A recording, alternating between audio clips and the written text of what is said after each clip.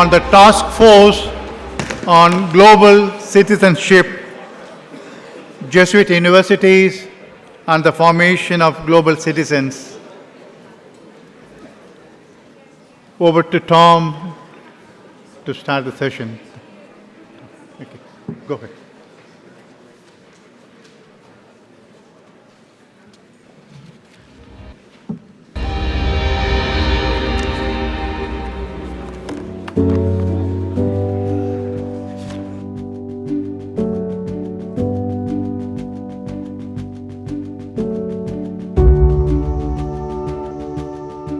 Hey everyone, it's nice to be here. My name is Aisha Imam. Yeah, my name is Prudence Kairanga. I am TJ, Tristan Joseph Alcantara. I'm Tara Angan. My name is Fergosh, which is Gregory. Hello, I'm Emma. My name is Leo Koenig.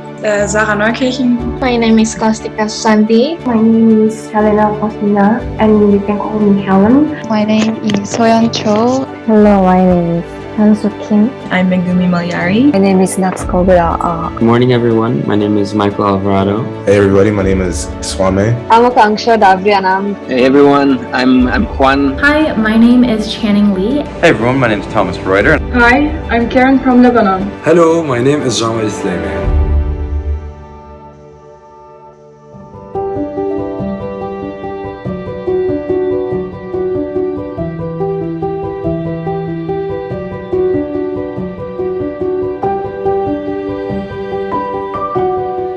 What does it mean to be a global citizen? In a world increasingly divided along national, ideological, religious, racial, cultural, and other lines, how can we as citizens make a positive difference? During the 2021-2022 academic year, the Global Citizenship Fellows Program brought together 31 students at 19 Jesuit institutions for a series of Zoom dialogues on the idea and practice of global citizenship. Fellows deepen their knowledge on a range of topics, including care for each other in our common home, economic and social rights, and global governance. A conversation on climate change really struck me as we discussed the root cause of why there is no immediate action taken to curb this negative change. And one of the reasons being, climate change is not tangible, easily visible, or directly affecting all the segments of the society. Conversation I found really interesting was one I had with Karen, Channing, and Rogers back in November. It was about how the vaccination campaign in our countries was developing. It was amazing to see us truly concerned about the access to the vaccine worldwide. During a session, we were all sharing about how our own countries needed to build upon intergenerational solidarity so that the older and younger generations can come together to build a better future for the generations that will follow after us. There was a fascinating discussion about how to create intergenerational solidarity. But for me, it was fantastic to encounter young people like me all sharing the idea of good leadership, recognizing human dignity, and of course building a system that favors intergenerational and international solidarity. One conversation that I was interested in was the practical ways to build a culture of encounter. We can start it from the low level, such as certain groups and communities, then it can be bigger. Also, we can expand it to an international level by creating it a dialogue, then organizing something to have the possibility of an encounter through activism.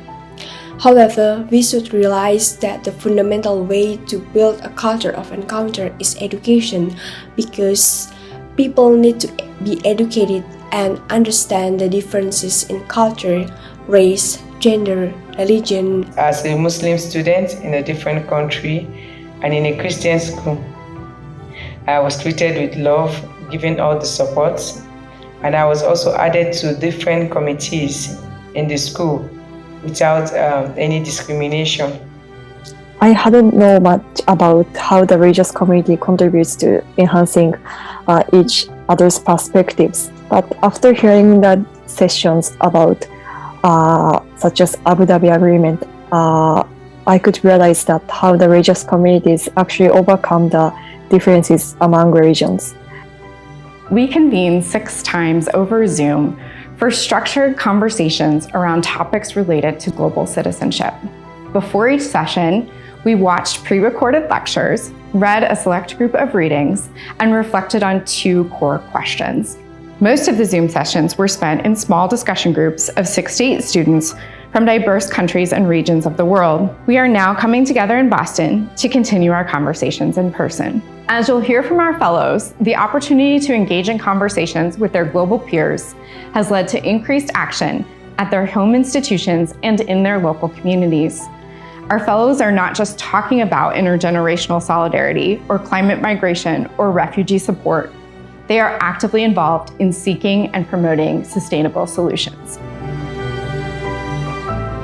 At Sanata Dharma University, I involved in climate change issue. I have been initiating the climate change movement in simple ways, such as educating, planting, and reducing a daily carbon footprint. Ultimately, we must realize and act because we have single mission to protect and pass on the planet to the next generation. My university, as well as other organizations and individuals, are trying to help refugees coming to Poland in various ways. Organizing accommodation, charity collections, or language classes are just a few ways of helping people in need. As a Global Citizenship Fellow, I believe that the tragedy that happened to the Ukrainian people should be an important topic of discussion and activities related to global citizenship. There's over 1 million Venezuelans in Peru only. Most of them are in an illegal situation and are forced to take underpaid jobs. I always question the stereotypes my society has on them. I try to listen to their stories and give them some advice about life and people here. Lastly, I believe conversations and dialogues like Global Citizenship Fellowship will lead to awareness and need for global citizenship, making everyone responsible for their actions and making this common home of ours a better place to live in.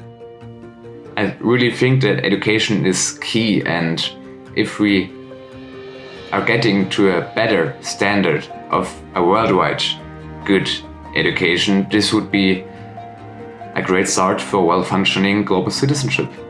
Talking about global citizenship requires a kind of collective consciousness and responsibility of all individuals. I really enjoy being part. The Global Citizenship Fellows Program of the International Association of Jesuit Universities is a unique effort to galvanize a global conversation among young people around the global challenges we all face. Everything from climate change and public health to development, peace, and security. To help prepare a new generation of citizens and leaders to serve the common good. To strengthen the Jesuit network of some 200 institutions of higher learning around the world. And to really exemplify and embody what Pope Francis calls a culture of encounter, a productive space for sharing diverse perspectives in a spirit of mutual respect.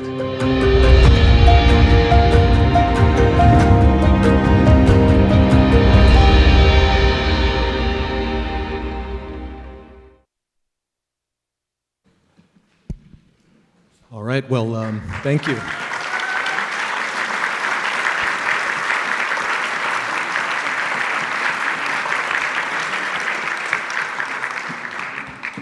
Thank you very much for that kind, warm welcome.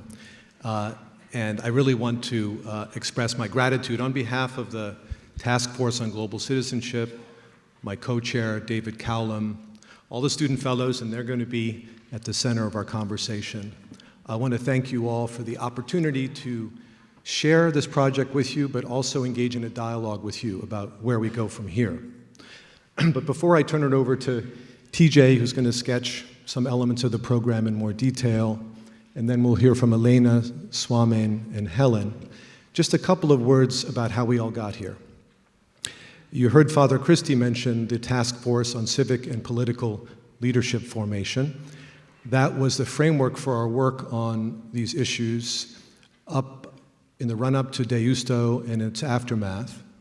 But the task force decided, partly in light of Father Sosa's emphasis on global citizenship as part of our educational mission, to reframe our work.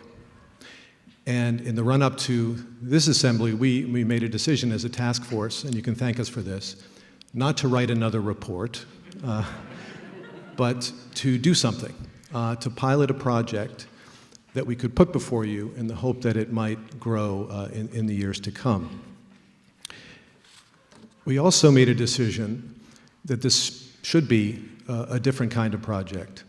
Obviously a dimension of faculty, administration, leadership, but we didn't want it to be about faculty and administrators across our network talking to each other.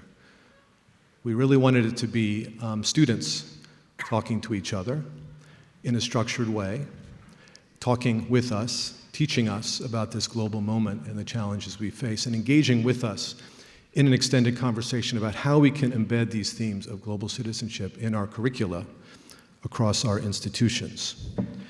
I think back to Father Sosa's mention this morning of dialogue across the generations. That's what we're trying to do here. We took advantage of one of the, maybe the only positive byproduct of this pandemic, which is the dissemination of Zoom technology around the world. You couldn't have had a dialogue with the kind of participation you saw 3 years ago. Now it's possible. That's a new horizon for us going forward.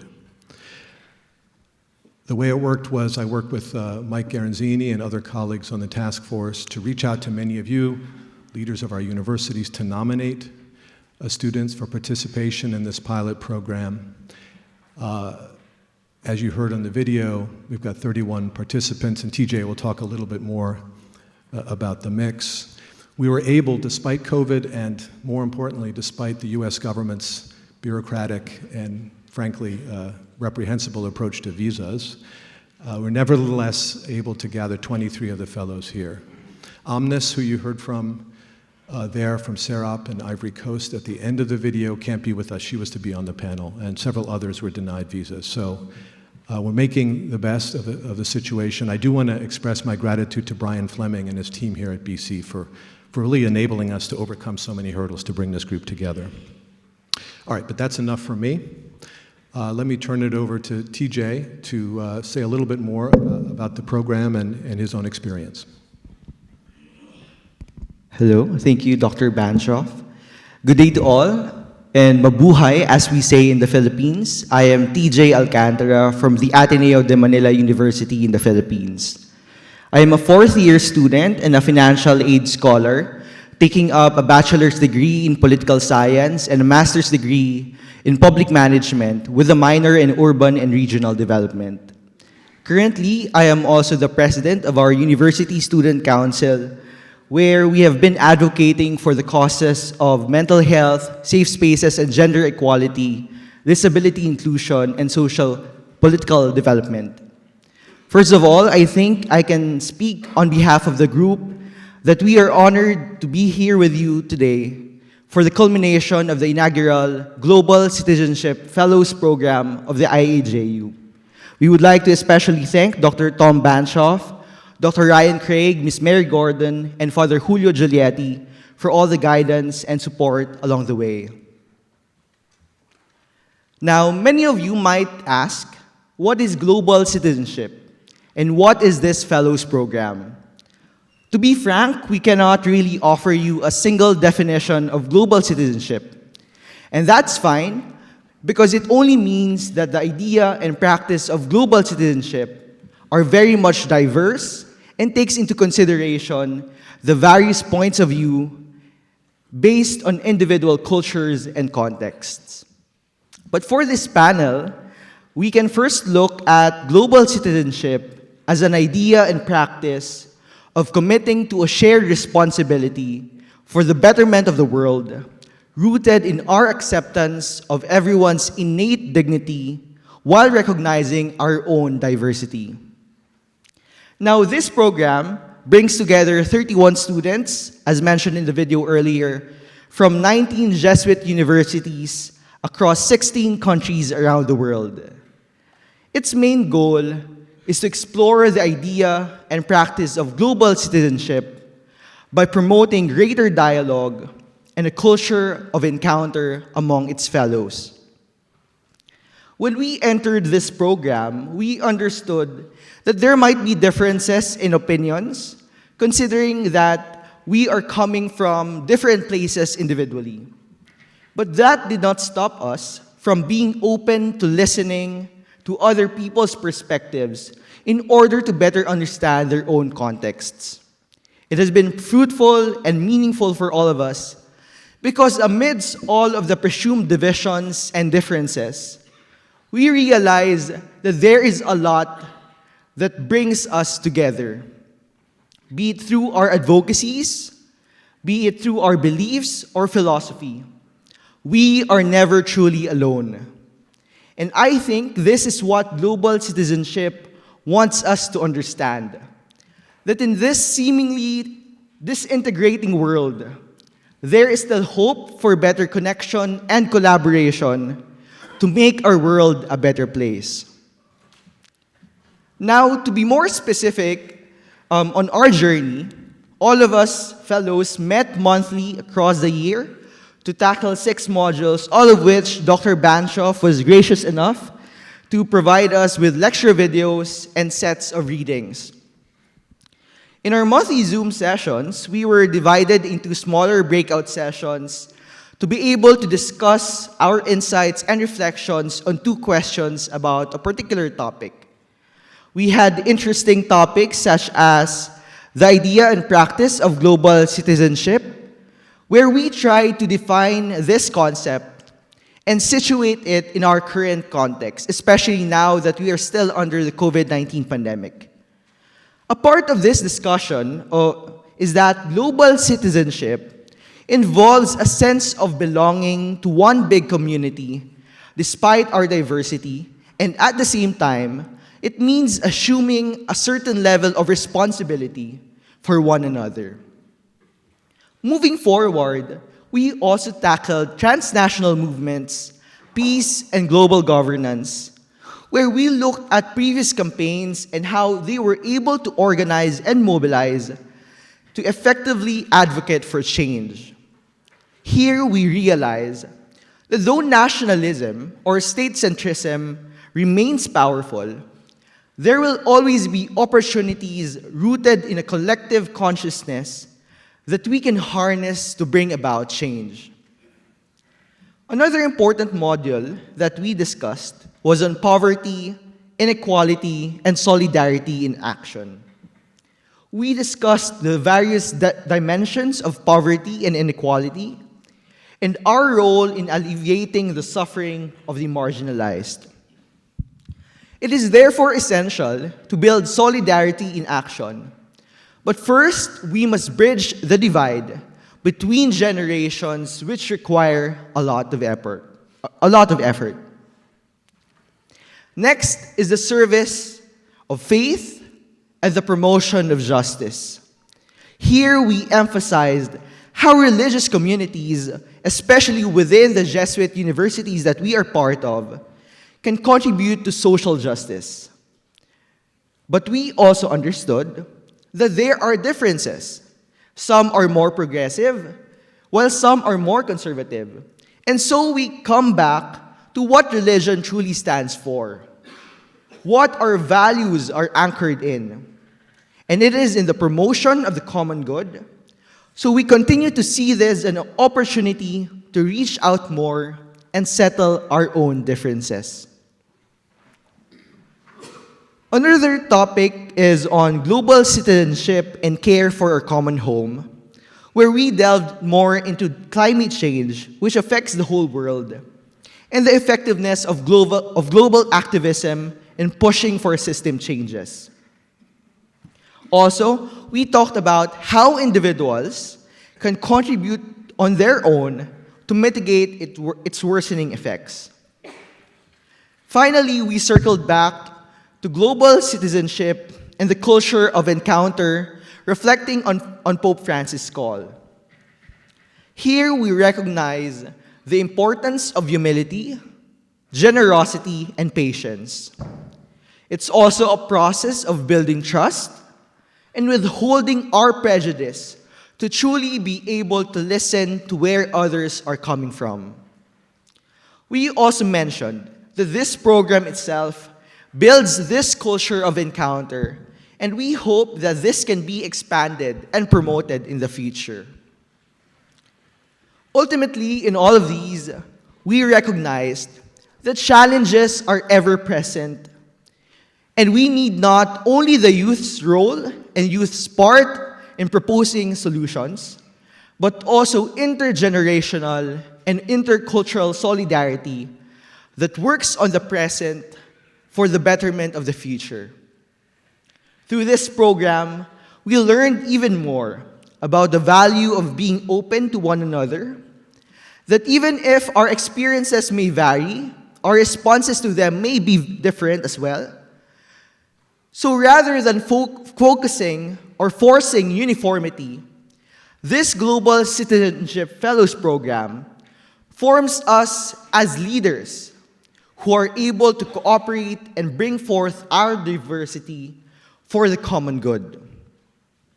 Finally, before I pass this on to the rest of the panel, I would like to reiterate my appreciation that global citizenship is not only about confronting global problems and issues, but rather it is about creating global possibilities made possible only through global solidarity. And as we were told during the COVID-19 pandemic, nobody is safe until everyone is safe. We continue to carry on this belief as we continue to strive for a truly global citizenship. Thank you very much.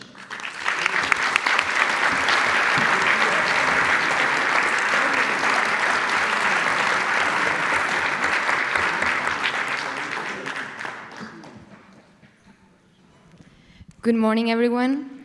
Dear representatives of Jesuit higher education institutions, colleges, and universities, dear Jesuit community, dear colleagues and friends, my name is Elena Pérez Velasco, and I come from Córdoba, Spain, in the south of Spain.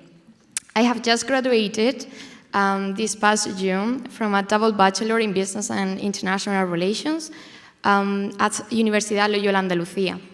After a quite international background or educational journey, with exchange stays at Loyola University of Chicago in both campuses in Rome and Chicago, the city, and also at the University of Namur in Belgium.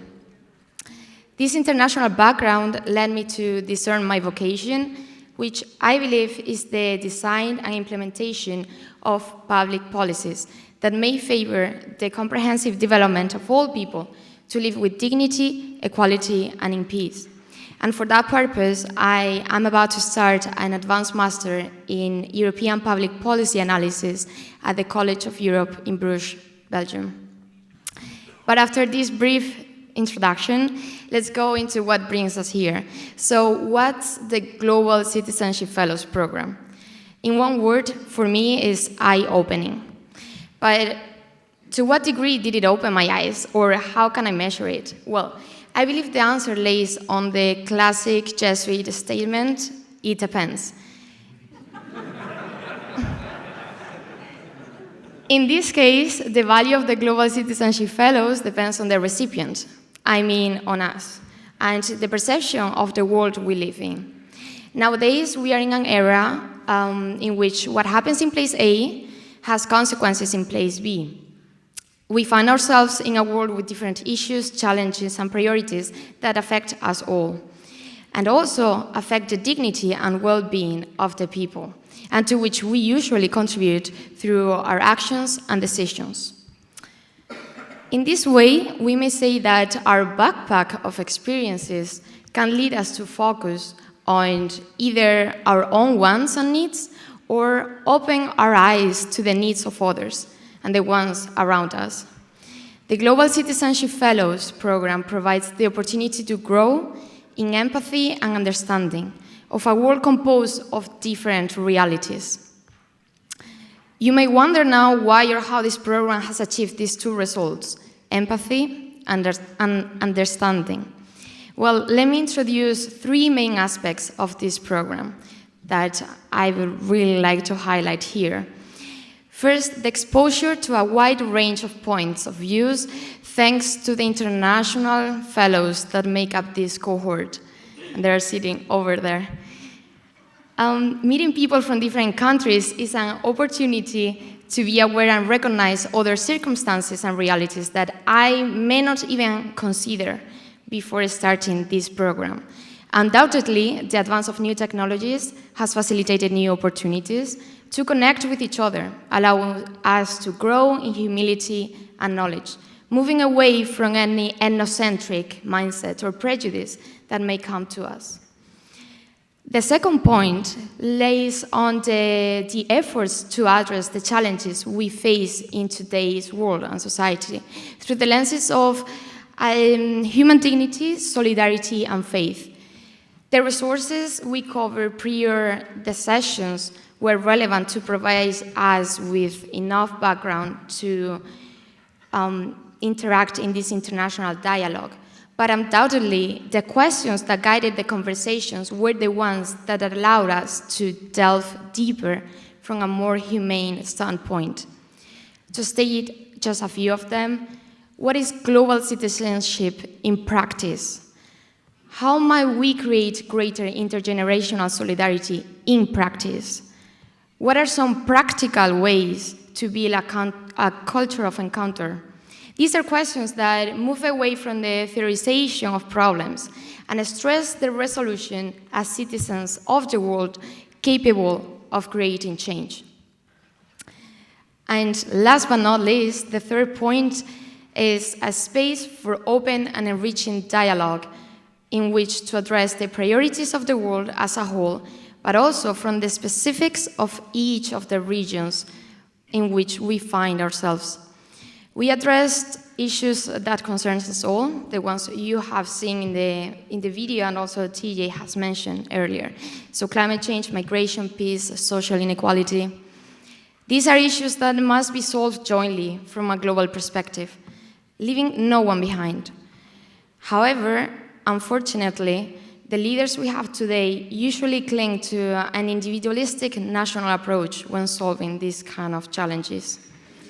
I firmly believe that the colleagues and friends I have had the good fortune to meet during this year are going to make important decisions in the future.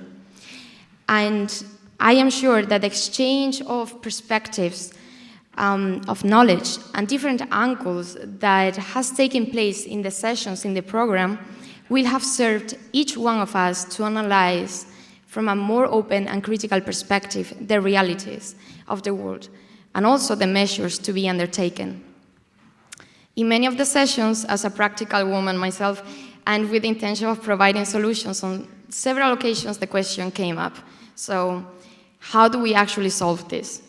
How do we make a change in certain situation? And the answers were diverse. Each one of us emphasized different agents. So, the government, international institutions, the citizens, NGOs, companies, and so on. But we all seem to come to an end point, education. Through my years in college, I've always had a strong drive of learning to be more and better for others. And honestly, that same desire has been present within our cohort from day one. Indeed, I felt that I was meeting other global citizens thousands of miles away from me with the same eagerness to learn, to share, to grow in mind and spirit, to serve, and to ask ourselves the difficult questions that certainly not easy to answer.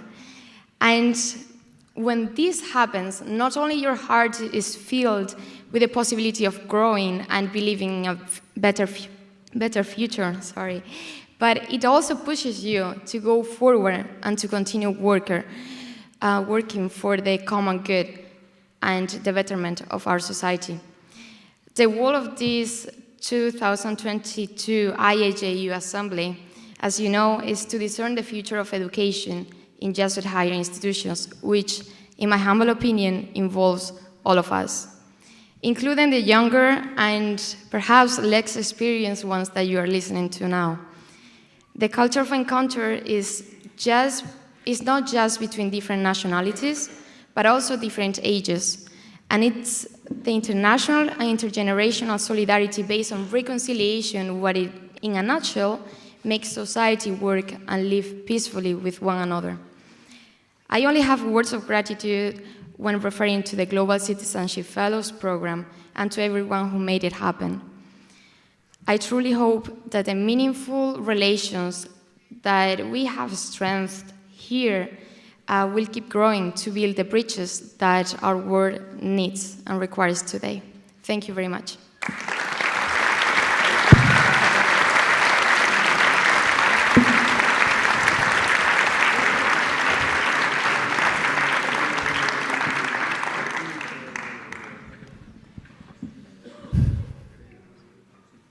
Greetings, everyone. My name is Swame Nameni Palacio, and I have been given the honor of representing St. John's Junior College and my home country of Belize through my attendance at this important conference, for which several Jesuit University faculty and students have traveled across the world to come together and discuss the direction that Jesuit higher education will take in the future.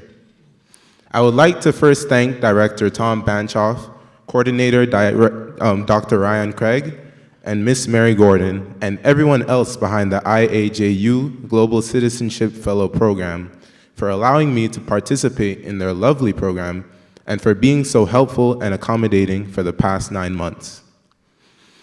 To start, I'm sure we've all heard the story of how the founder of the Jesuits, St. Ignatius of Loyola, found his faith. When he was a young worldly soldier, his legs were severely injured by a cannonball in battle. While recovering, the only books available for him to pass the time detailed the life of Christ and of the saints.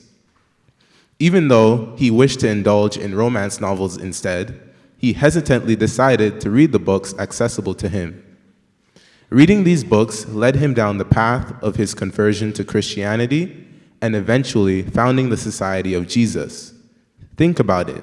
That stray cannonball hitting him was the moment that turned an egotistical Ignatius into the selfless saint that we all strive to live like today.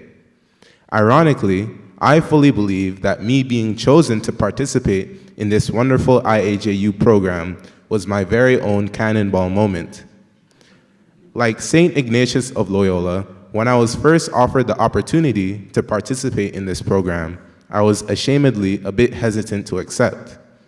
I was shocked when I looked over the agreement I had to sign and said to Dr. Ryan Craig and Mr. Tom Banchoff, now watching 30-minute lectures and reading 30-page long readings I could handle, but waking up at 6 o'clock in the morning for a meeting on a Monday, that was pushing it.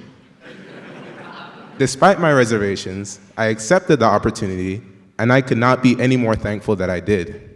I was hooked from the first discussion, where we talked about the idea and practice of global citizenship. Even though I'm sure that at least some of my fellow participants, along with myself, were not familiar with the term of global citizenship, we found out through discussion that somehow we all embodied the idea that it represents. This idea being that our identities transcended the limitations put on us by political and geographical borders, and instead lied with humanity. Meeting like-minded young people who are willing to put aside their individual identities to address global problems was an unforgettable and invaluable experience. After taking part in several discussions with the other IAJU fellows, I came to understand why it is so important for the youth of today to come together and take charge of the future, regardless of the labels assigned to us by society that separate us as humans. We are experiencing firsthand a turning point in history. Never before has there been a generation with such easy access to a practically endless source of information. The world has been connected through the innovation of technology, so it is our duty as the pioneers navigating this unknown age to use this connection and identify what issues need to be addressed and discuss ways to tend to them. The discussions I had with the other fellows were so insightful and interesting to take part in. I got to hear perspectives on how global issues were handled in countries that I've only ever heard the names of. It was also comforting to see these countries were well populated with young people who were so passionate and knowledgeable about problems that affected the world in its entirety. Learning about global citizenship made me think back to how I was taught the idea, albeit on a smaller scale, during my enrollment at the Jesuit institution that sent me here, St. John's Junior College. Us students there were taught to serve others through the Jesuit mantra of men and women for others. To graduate, students are required to complete 100 hours of community service. They are required to participate in doing acts of service for the community, specifically on St. John's Birchman Day, a holiday that we spend honoring St. John Birchmans, who is the patron saint of Jesuit scholastics as well as the namesake of our school. On this day, students are transported to schools, children's homes, homeless centers, elderly homes, and other places that have people in need and are instructed to serve those there to the best of their ability. They are told to play with the children, lend an ear to the lonely elderly, and even teach some of the school kids. Similarly, the Jesuit church that I attend holds fundraisers to support those living in poverty, as well as weekly soup kitchens. Thanks to the Jesuit institution in my life, I've learned the importance of looking past your own needs and problems in order to selflessly serve those around you in order to become a man for others. To end, I encourage you all to find the cannonball moment in your lives, if you haven't yet. Find what causes your soul to be set on fire and inspire you to become the best, most selfless version of yourself. The world needs more people who embody the idea of global citizenship. Our Heavenly Father has blessed us with only one gift of life for such a short time. So I think that it is best spending this time standing up for the less fortunate, working towards solving global issues, and truly becoming selfless men and women for others. Thank you.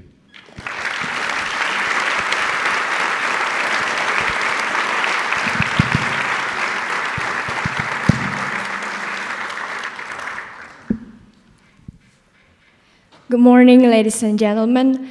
It's an honor to sit here in front of you as a panelist discussing global citizenship. I express my gratitude to Dr. Bancroft, Mary, and Ryan for allowing me to share my experience in front of you.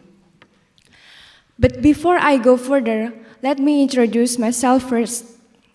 My name is Helena Faustina Trisunjata, but people usually call me Helen. I am an undergraduate student in the English Letters Department at Sanata Dharma University, Yogyakarta, Indonesia. I have been wondering about global issues for several years, for instance, like climate change, poverty, war, and racism. The question that is on my mind is why people do not respect each other on their environment, especially in the world that we live in. People so often seem to be looking for power for oppressing others. However, I cannot accuse them straightforwardly since every group and country has a different perspective.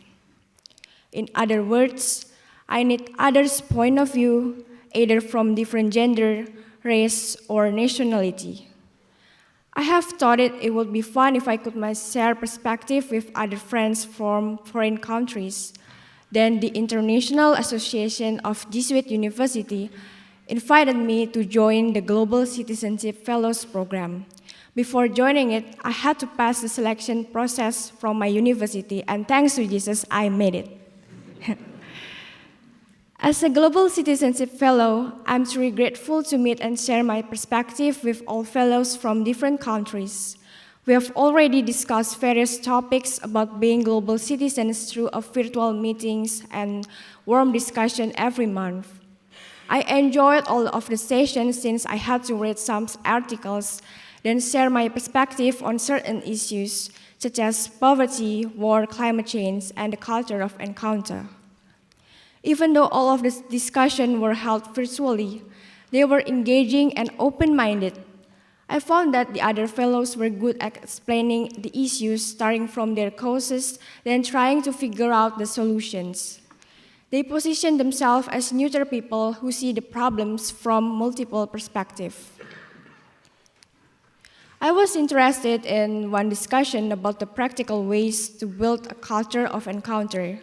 Pope Francis in Fratelli Tutti emphasized that to speak a culture of encounter, we as people should be passionate about meeting others, seeking points of contacts, building bridges, and planning a project that includes everyone.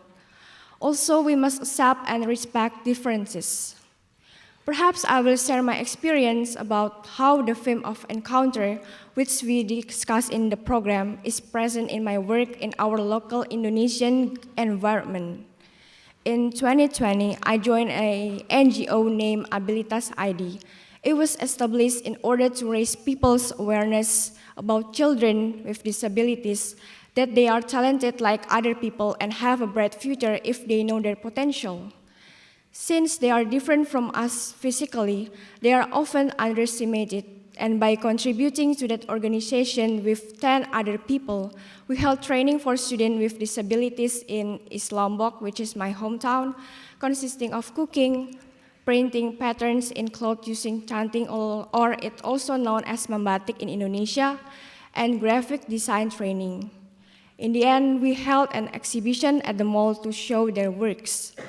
To sum up, my perspective toward children with disability has changed through my encounter with them, that they are fully equal to us and we have a lot to learn from them. The things that I would say about the culture of encounter is that we can start it from the low level, such as certain groups and communities, that it can be bigger. Also, we can expand it to an international level by creating a dialogue, then organizing something to have the possibility of an encounter through activism, which is an important part of global citizenship. However, we should realize that the fundamental way to build a culture of encounter is through education, because people need to be educated and understand the differences in culture, race, religion, and etc. A culture of encounter needs to be practiced by being kind to those in need and vulnerable, listening to and learning from their experiences, and not just providing them with information and resources. The most important point for a culture of encounter, as realized through the Fellows Program, is communicating our thoughts. Once we have shared our thoughts that will encourage more people, they would really feel that this is a safe place to speak up and form a meaningful conversation. Therefore, we should be more open-minded and teach people to practice the culture of encounter by accepting and respecting the differences, because we know that not all people accept the differences. We need to plan to organize at the international level to bring our idea of a culture of encounter. We can start by creating a dialogue, then organize something to have the possibility of an encounter. The Global Citizenship Fellows Program is a good way to start it, to embrace each other in spite of our differences in terms of country, race, and gender. People from different parts of the world meet and exchange their experience with others in order to learn from each other. We expand our perspective gradually, and this is how we grow as global citizens. That's all from me. Thank you very much.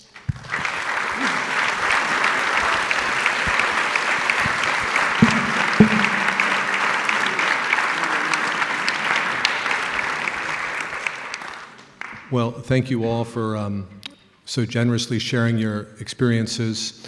And I just want to note, I'll reiterate this before we close, that there's a whole group of fellows here. We've just set up a table outside the door.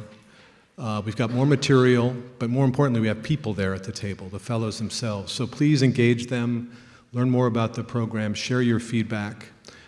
There's also a survey we'd like as many of you as possible to take about the topic of global citizenship and your reactions to the program and where we go from here. And I just want to say a couple of words about that, and then we can throw things open for some conversation in this forum. who are obviously here not just to participate in the assembly, although the fellows are full participants, but also to intensify the conversations that you've heard about over the last 7-8 months or so. To have that face-to-face encounter, we've got several sessions together as well as the informal back and forth. So that's a key part of what we're doing here. As we look forward, we'll have a moment of discernment and reflection, extended moment, after we leave Boston to think about how the project might be developed from here. But I just want to throw out a couple of ideas for you to think about with us. And these are ideas that have emerged out of our conversations with the fellows. One is simply the idea of doing this every year somehow. Having the online interaction now that's enabled by Zoom, but then having that in-person meeting maybe at one of our institutions around the world. So that's an obvious way to continue. It's cost-intensive, would involve some fundraising. So that's one approach. Another approach, which is complementary, might be to develop a module that's somewhat shorter, maybe just 4 lectures designed to be taught over 2 weeks on global citizenship. And to see whether there are colleagues across our network, across the almost 200 institutions in our network, who'd be willing to insert that 2-week module into a class in a given semester. Could be a political science class, could be history, could be theology and philosophy. I hope you've gotten a sense of how broad our approach is. If we were able to do that, and we're thinking the earliest it could be done would be next spring semester, you could imagine hundreds of students in different classes across our network having those discussions in their classrooms, in the local environment, but with a shared set of readings, maybe a shared lecture to orient them, and then supplementing those local conversations with the Zoom conversations, right? So that you're not only learning about the global from a local perspective or a national, but you're bringing in that global conversation and all the rich perspectives that that brings.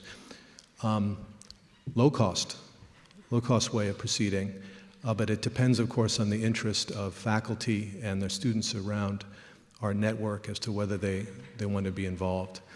You could think of other follow-ons to a project like this, like having the faculty teaching those courses with those modules also be connected as part of our network. We just need to do more, I think, to galvanize the connections outside of these meetings and outside of the regional associations, which are so vibrant at a global level, and now we have the technologies that will allow us to do so. So those are just a couple of ideas. There's more content about them in your program. Learn more about them by visiting with the students today and tomorrow at the table, answering the survey. But we do have a few minutes for questions. If you have questions of the students, we've got about 10 minutes in this part of the program. So please come up to the mic and pose any questions or share any impressions you might have.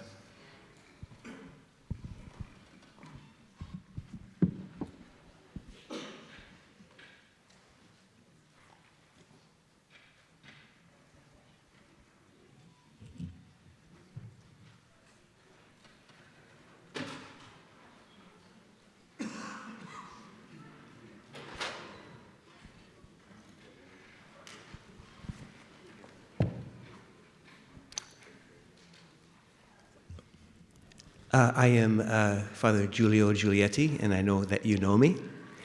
I would like to, well, first of all, to say thank you very much for such an absolutely terrific presentation of yourselves and what you have experienced. Secondly, I'd like to ask, you clearly are rooted in hope, which comes from an experience of trust. How do you see yourselves moving forward as participants, not only the 4 of you, but the other 31? How do you see yourself moving forward in the next months, or even say a year or 2, in the midst of so many difficulties that our world faces? How do you hold on to your hope and to your love?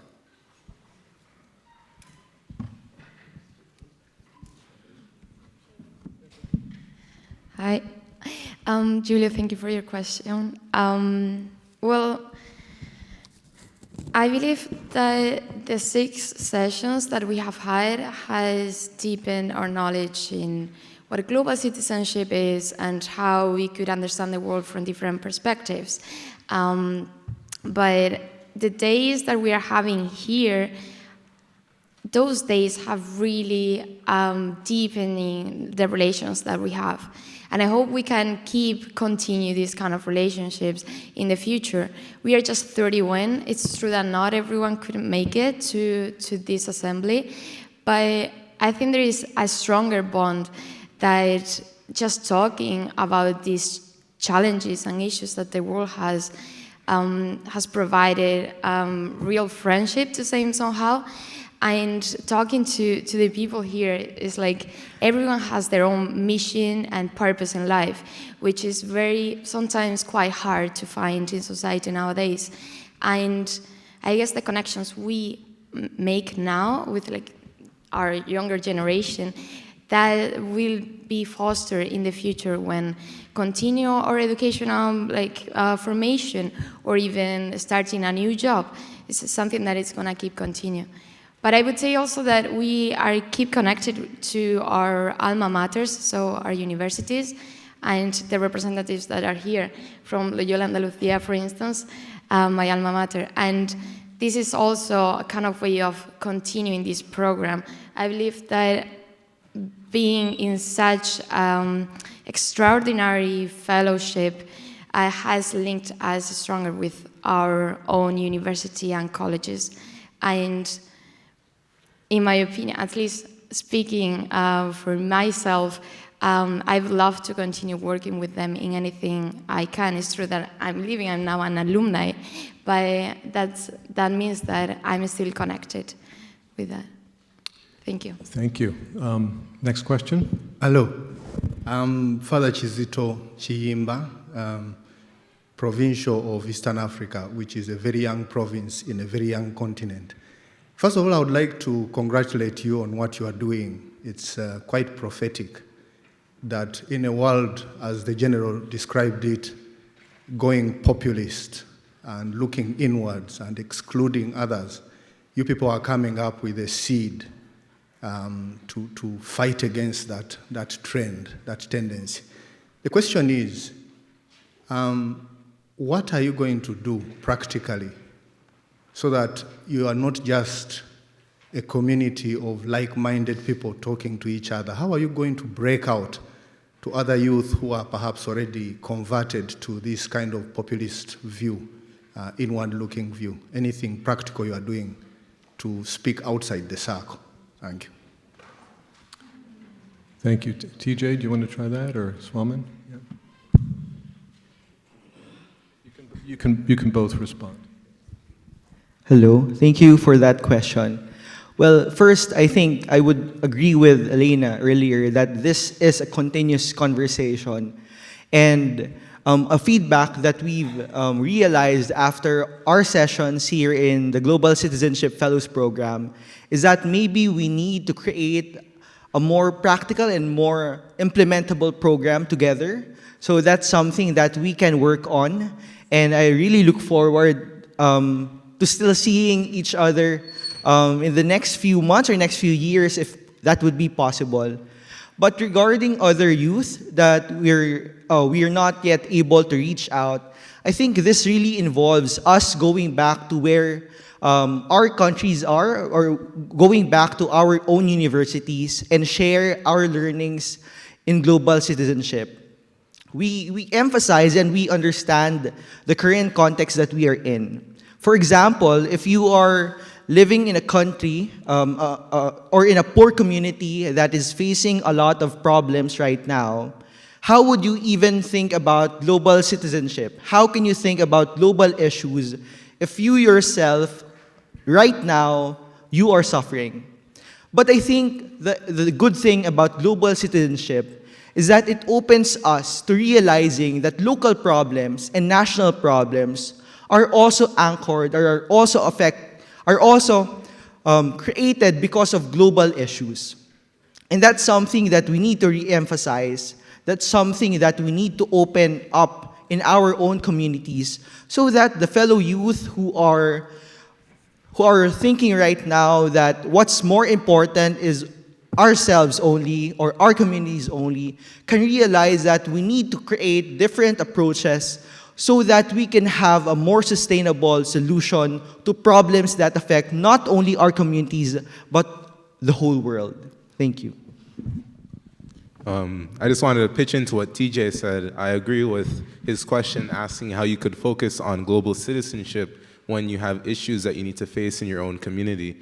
And at least on that front, we can already definitively say that a lot of the other fellows have been participating in very progressive initiatives and programs towards helping their community, like Helena said, with her work with disabled children, and me, myself, tutoring underprivileged children in Belize City in the past, and other stories I've heard from the others, that we are doing our best in our own community, starting from a young age to help those around us first before we can come together to, provide a more implementable program, as TJ said. So.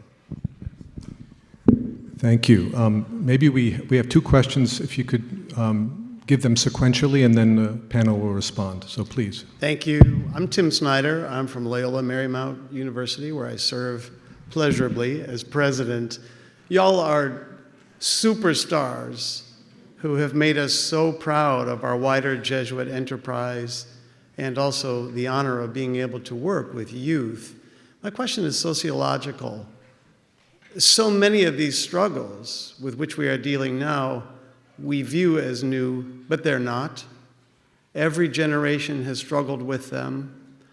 My sense, and I outlined this in a paper I wrote in the Jesuit Higher Educational Journal, where I describe you as the solidarity generation. My sense is your generation is different, and your generation is enabled to solve these issues. The sociological question is, if you agree with this first, but the ultimate question is, what has happened to create this solidarity that we see in youth that is so driven toward action, where you are the contemplatives in action who really seek to change things? And do you think you'll do it? Thank you. And a final question. Yes, my name is Pep Maria. I'm a Jesuit from ESADE Business School in Barcelona. I'm thinking of students of my school participating in a group like this. But my question is, Father Julio has spoken about hope and charity.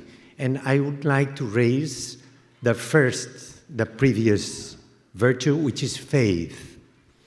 And my question is, how have you, as a global group, lived either your faith, your religious convictions, your spirituality, and whether this kind of global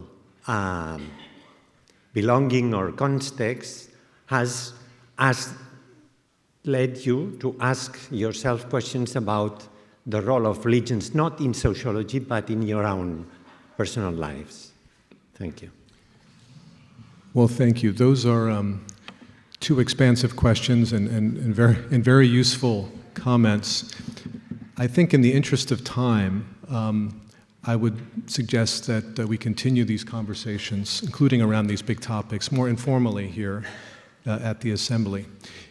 You'll recall that we started 15 minutes late. So this session is being extended 15 minutes to 12:15. And there's one other dimension of the IAJU's work on global citizenship that we'd like to highlight, the Magis exchange. And I'd like to invite Ignacio and Olivia up here to present on that work. But in the meantime, please join me in thanking these incredible students.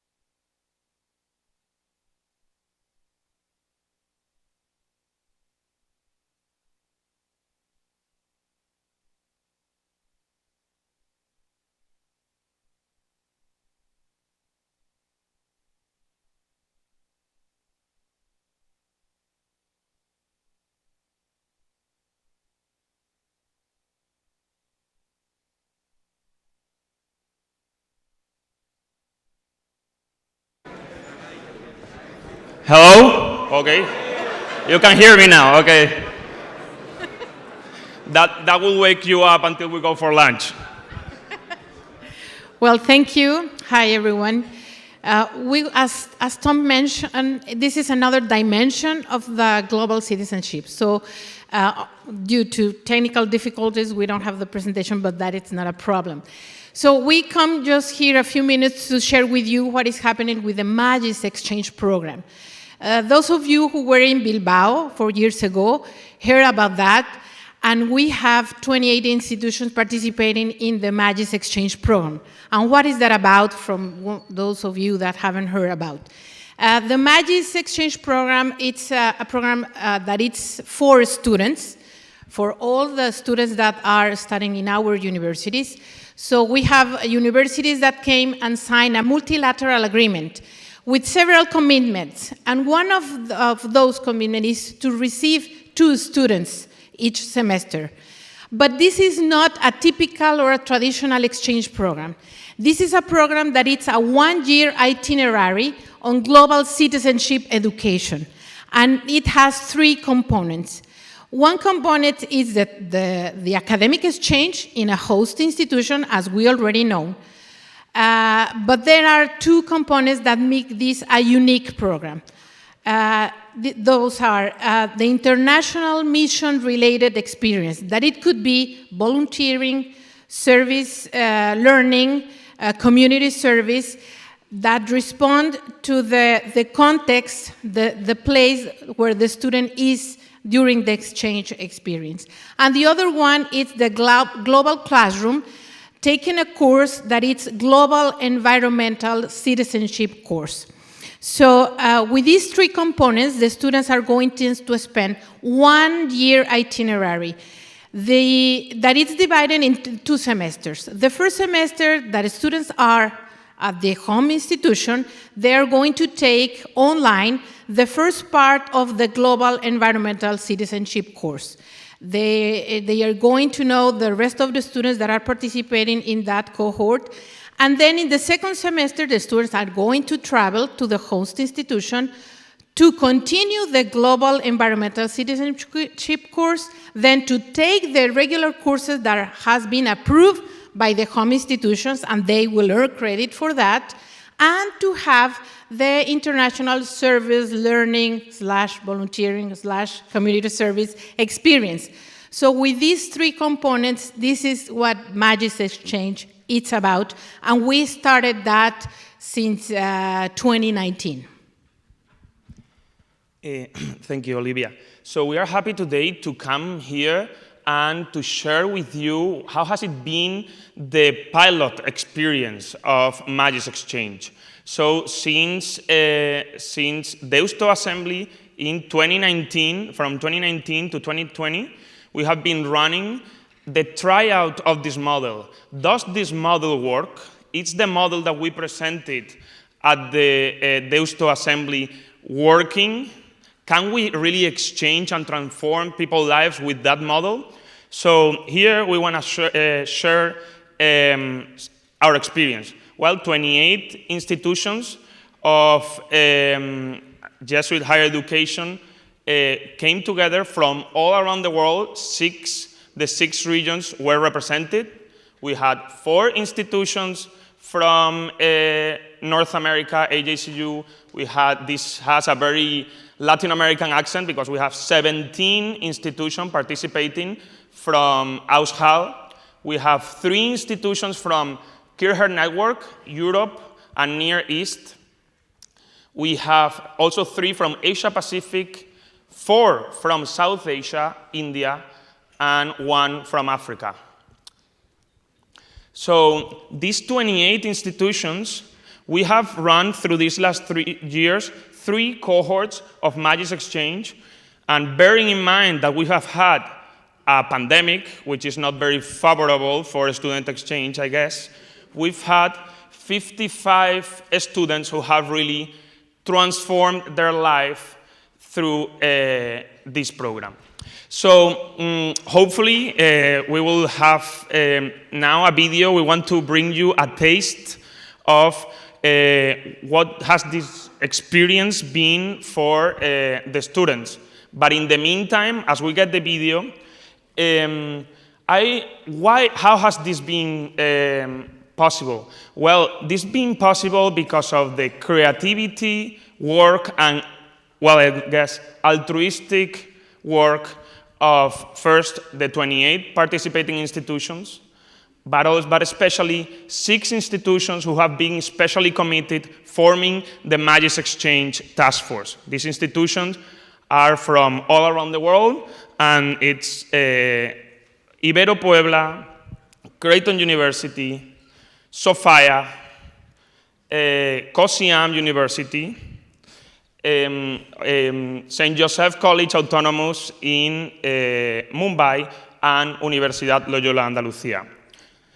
I want to extend a special thank also to Loyola University Chicago, and especially our friends Michael Shook and Rachel from the School of Environmental Sustainability, who have really accompanied, designed, and taught this global classroom project course that the students have been taking. They have accompanied students through this one-year itinerary also online. So maybe it's good time to play the video and see what do the students think about this experience.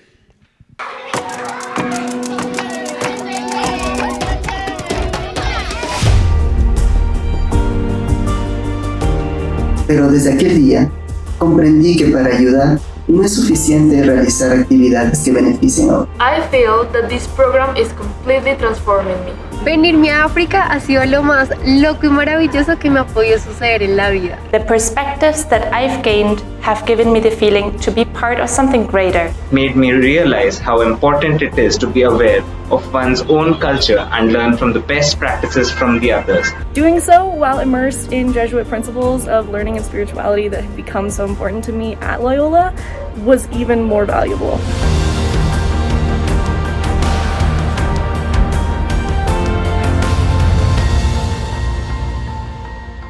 I'm proud to be a global environmental citizen. I have always seen the world with a global and open mindset.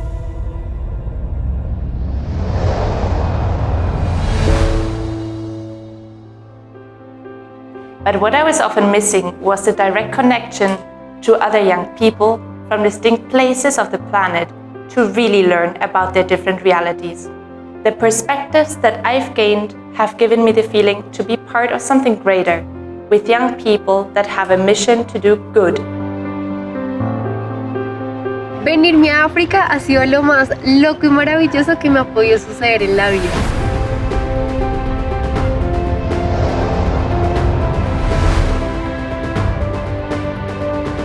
Nunca me lo imaginé, tampoco me lo vi venir a mis 22 años. Sin embargo, hoy me siento completamente bendecida y afortunada de poder haber tenido esta experiencia tan maravillosa y significativa. Esta experiencia ha sobrepasado mis expectativas al permitirme salir de mi zona de confort, enfrentarme a nuevos retos y verme crecer a nivel profesional, espiritual y personalmente. As cheesy as it sounds, this exchange has absolutely changed my life.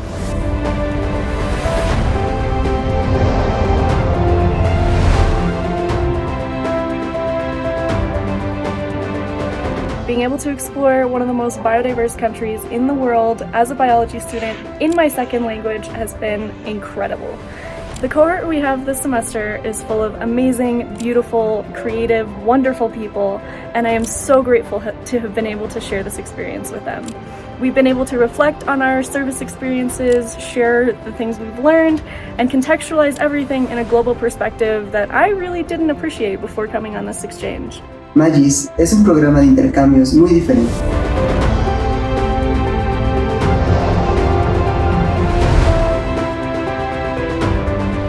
Porque cambia y desarrolla la vida de sus participantes, crea estudiantes más comprometidos con el medio ambiente, los saca de su zona de confort y les permite conocerse de una manera más profunda.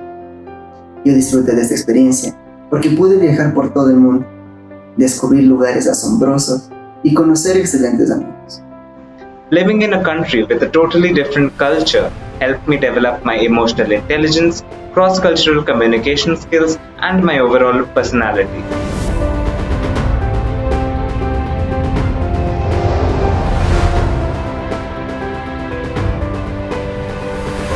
Seeing the world also made me look at my own culture in a global perspective, made me realize how important it is to be aware of one's own culture and learn from the best practices from the others.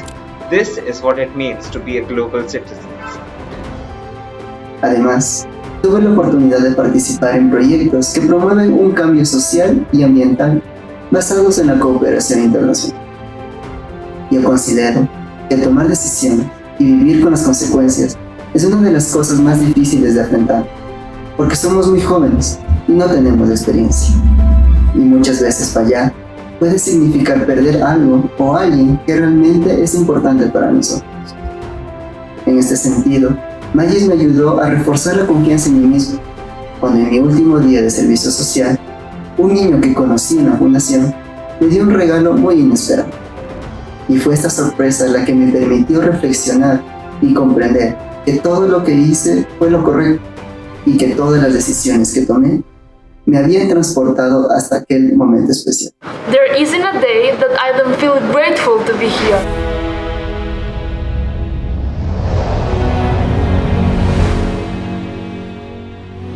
I feel that this program is completely transforming me. It has given me very important lessons that will stay with me forever. It makes me realize how lucky I am, but above all, I learned to love more. With everything that I am, Magis Exchange is an incredible program that has transformed my life and that I will never forget. Because, despite the difficulties I have been through, like the fact of entering completely alone into such a different culture where they don't even speak English, and that was on the other side of the world, they were always there, guiding me, accompanying me, letting me know that I was not alone. Supe de Magis por casualidad. Mi curiosidad hizo que inscribiera mis papeles y los pasara. En ese momento mi pensamiento fue, ¿por qué no? Y bueno, hoy le doy gracias a Dios por abrirme las puertas de esta universidad, permitirme conocer personas maravillosas y seguir soñando. We need more young people to live through this moment, to become global citizens, respect our planet, and the desire to work together with them so we can be better stewards to our world. We need your students to be Magis. For that and for so much more, I am so grateful to have been part of Magis Cohort 2. Take your first step to see the world, gain an edge, and change your life by applying for the Magis Exchange program this semester.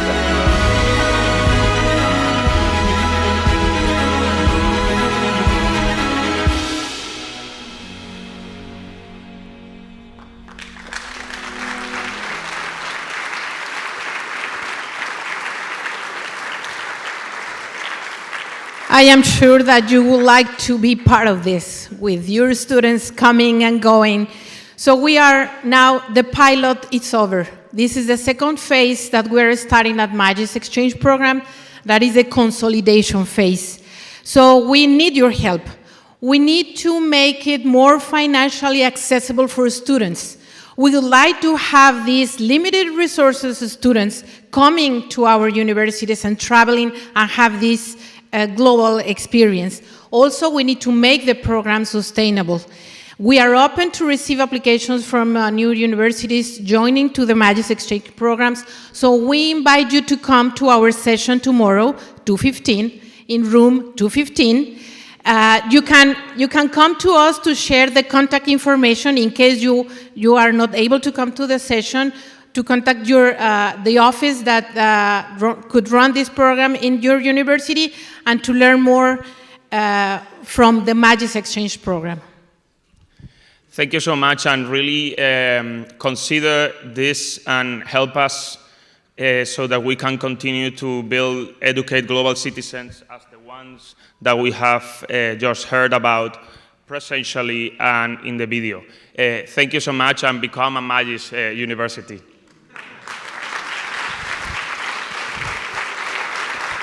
Thanks to Ignacio from Loyola Andalucia, and Olivia from Ibero Pueblo, Mexico. Thank you very much. Fantastic work.